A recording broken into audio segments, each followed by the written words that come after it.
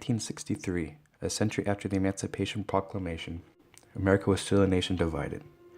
Segregation kept blacks and whites in different worlds that were anything but equal. I draw the line in the dust and toss the gauntlet before the feet of tyranny, and I say segregation now, segregation tomorrow, and segregation forever. It would take the courage and sacrifice of the innocent to shock the nation that believed itself a bastion of democracy into truly making America into a country with liberty and justice for all. The time had come to say no more to injustice. In 1954, the ruling of the Supreme Court in Brown v. Board of Ed declared that separation was inherently not equal, and that integration ought to proceed with all deliberate speed. Not everyone agreed with this decision.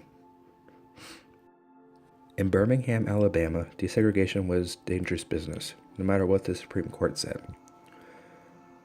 With more than 20 unsolved bombings between 1957 and 1963 and KKK associates in positions of power, Birmingham, nicknamed Bombingham, was a stronghold for racial oppression and intimidation.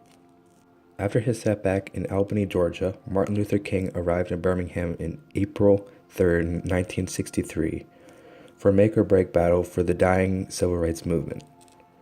Project C was a movement in which they would fill the jails in order to force a change. It got off to a disappointing start, however, because bail prices recently increased 800%.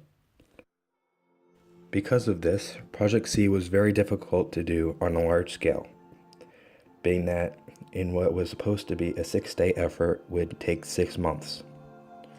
Marchers realistically feared to lose their jobs and their homes. Few volunteered, fewer were arrested. On April 12th, King tried to draw people by marching himself. He and Robert Abernathy were sent to jail. In King's absence, Guy Talking, James Bevel, held the floor at the mass meeting and struck a chord with young people who didn't have jobs or own homes. They began to volunteer in droves.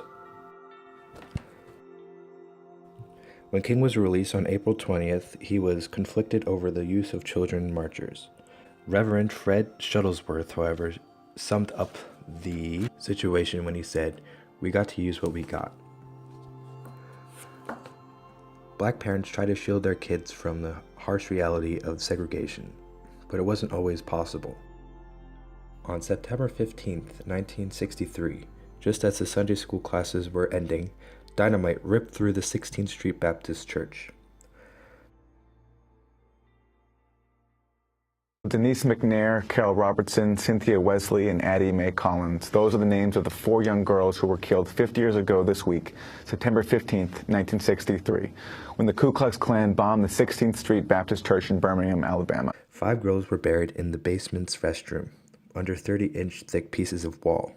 4 died, and the other lost an eye and was temporarily blinded. About that, you survived that bombing in 1963, which was a seminal turning point in the civil rights movement.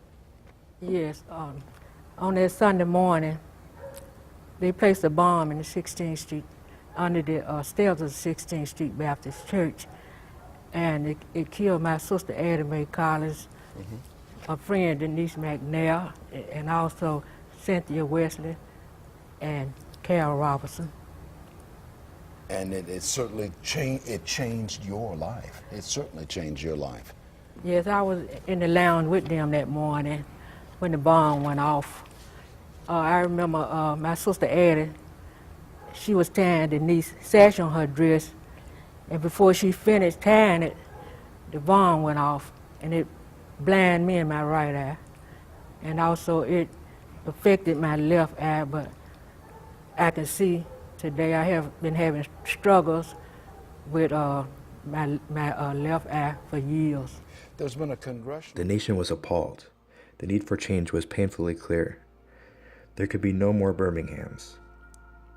The tide of support for the civil rights movement swelled, flowing into Washington and pushing for the Civil Rights Act of 1964, which outlawed segregation.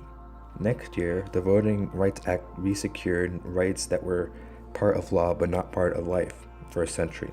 The courage and sacrifice of those affected by the bombing finally broke the back of fear and hatred. The unfortunate loss of their lives was what was needed to shock the country into changing and to end the reign of inequality in America.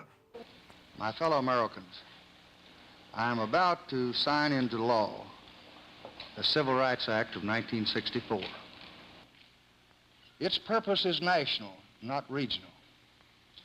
Its purpose is to promote a more abiding commitment to freedom, a more constant pursuit of justice, and a deeper respect for human dignity.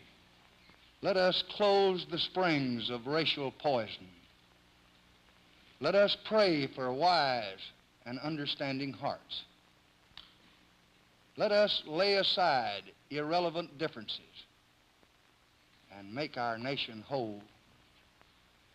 Let us hasten that day when our unmeasured strength and our unbounded spirit will be free to do the great works ordained for this nation by the just and wise God, who is the Father of us all. Thank you and good night.